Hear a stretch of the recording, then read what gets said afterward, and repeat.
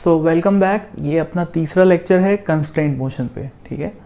तो इसमें भी अपन एक सिंपल सा एग्जांपल करेंगे, पिछले एग्जांपल से मिलता जुलता ही है पर थोड़ी प्रैक्टिस जरूरी है, तो अपन इसको भी करेंगे, ठीक है। क्वेश्चन ध्यान से देखिएगा, देखना।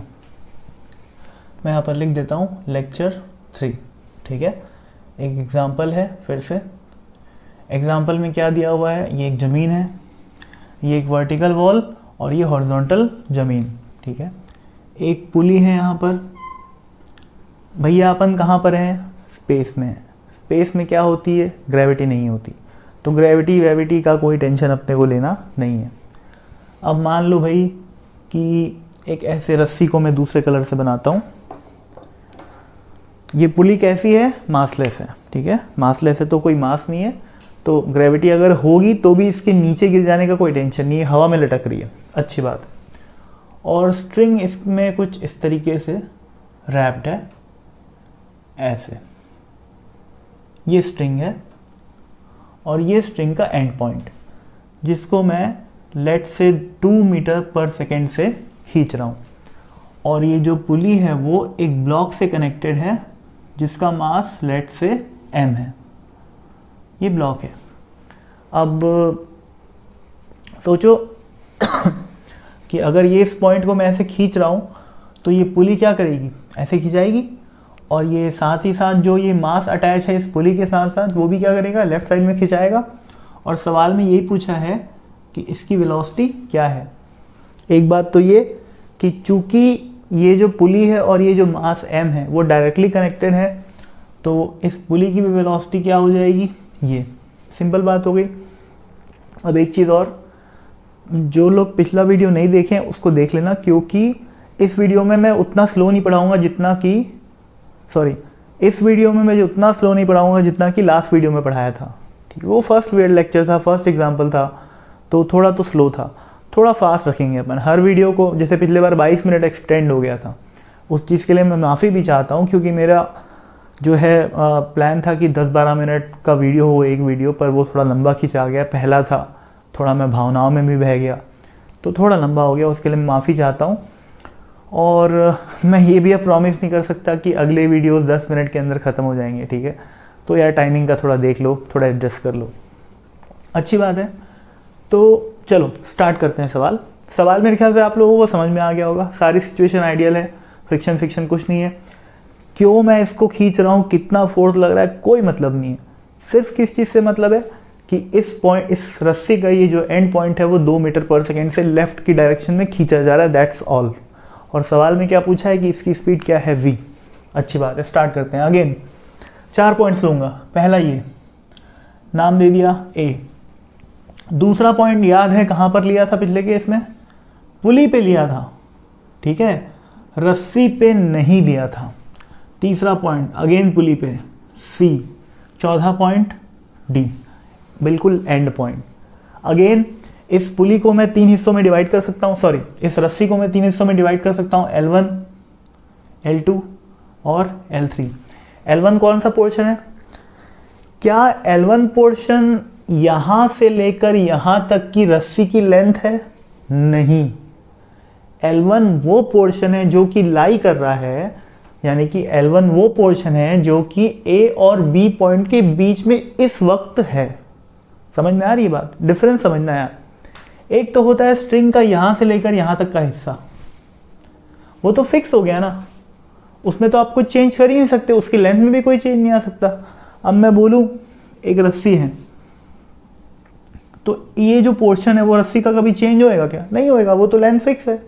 लेकिन अगर मैं 2 पॉइंट बना दूँ, जैसे ये रस्सी है, 2 पॉइंट बना दूँ, इस पॉइंट को A लिख दूँ, इसको B लिख दूँ, ये जा रहा है 3 से, ये जा रहा है 2 से, ठीक है, और इसकी कुछ लेंथ है।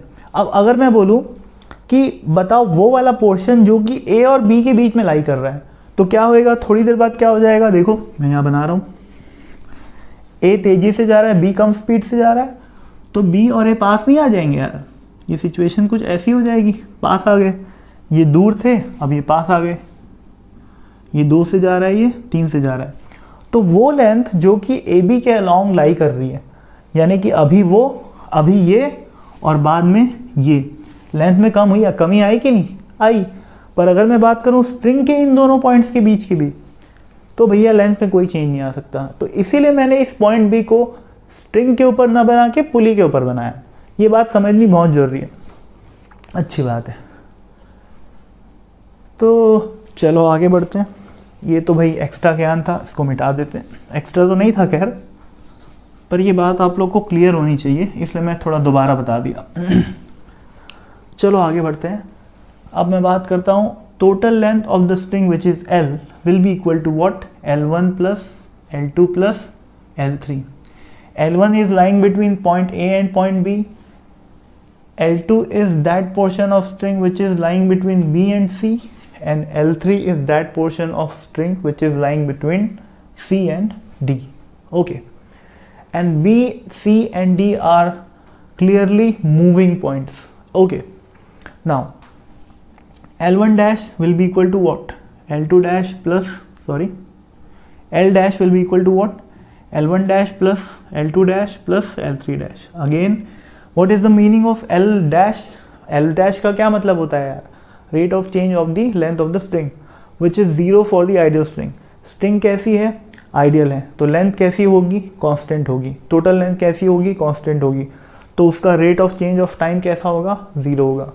तो ये चीज़ तो स्ट्रेट फॉरवर्ड क्या हो गई? 0 हो गई।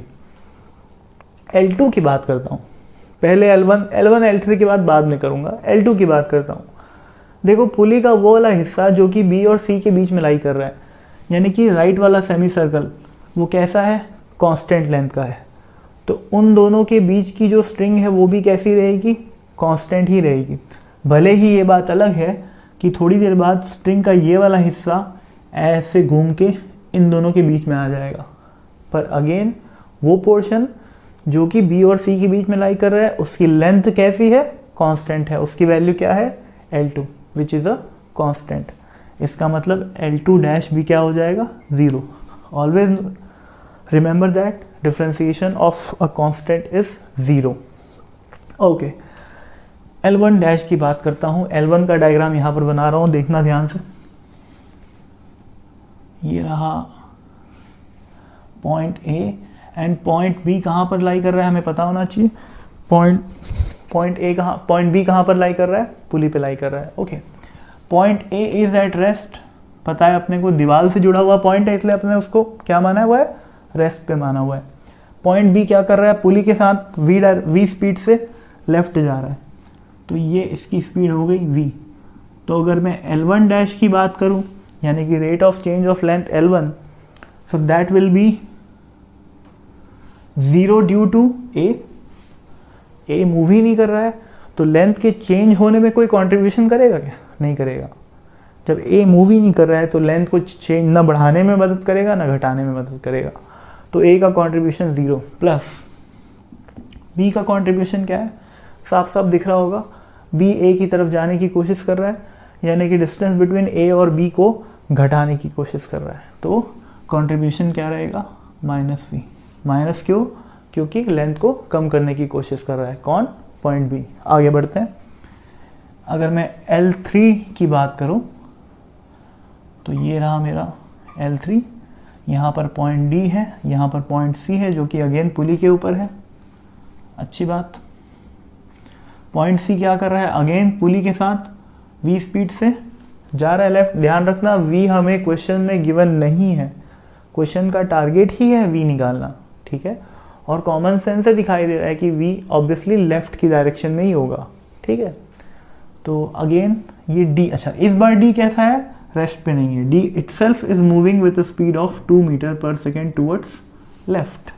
क्वेश्चन में दिया हुआ है कि d is being pulled with 2 meter पर second towards left. Okay, so L3 dash will be equal to what? What is the contribution of d? d का contribution क्या होगा यार? +2। साफ साफ दिख रहा है। अगर d का बस चलता तो इस CD की बीच की दूरी को बढ़ाता वो, क्योंकि C से अपोजिट जा रहा है, वो C से दूर भागने की कोशिश कर रहा है, तो लेंथ को बढ़ाने की कोशिश कर रहा है। तो what is the contribution of d? +2। C का कंट्रीब्यूशन क्या है? C जो है d की तरफ जाना चाह रहा है, तो लेंथ को कम करने की कोशिश कर रहा है, कंट्रीब्यूशन क्या होगा, -v। ठीक है, अब मेरे ख्याल से अपन L1 डैश निकाल लिए, L2 डैश निकाल लिए, L3 डैश निकाल लिए। मैं यहाँ पर लिखते जाता हूँ, L1 डैश होगा -v, वो 0 -v बराबर -v हो गया। L3 डैश क्या हो गया भाई, 2 v। तो ये जो ऊपर वाली इक्वेशन है वो बन गई 0 is equal to -v plus 0 plus 2 -v, that is 0 is equal to -v क्या बन गया, -2v, और 2 का क्या बन गया, 2 को इधर ले आऊँगा, या 2 को इधर मत लाओ, 2v को इधर ले आऊँगा तो क्या बन जाएगा, +2v इज इक्वल टू क्या, 2 आ गया, तो v बराबर क्या हो गया, 1 मीटर पर सेकेंड। तो this is our answer. Again answer कैसा आया, आंसर पॉजिटिव आया। पॉजिटिव आंसर का क्या मतलब होता है भाई, कि हम जो अज्यूम किए थे that the block will move leftwards, वो अजम्पशन अपना सही है। ठीक है, तो बहुत ज़्यादा टफ नहीं था सवाल, पुराने क्वेश्चन से एग्जैक्टली मैच कर रहा है, थोड़ा सा सिचुएशन का फ़र्क है।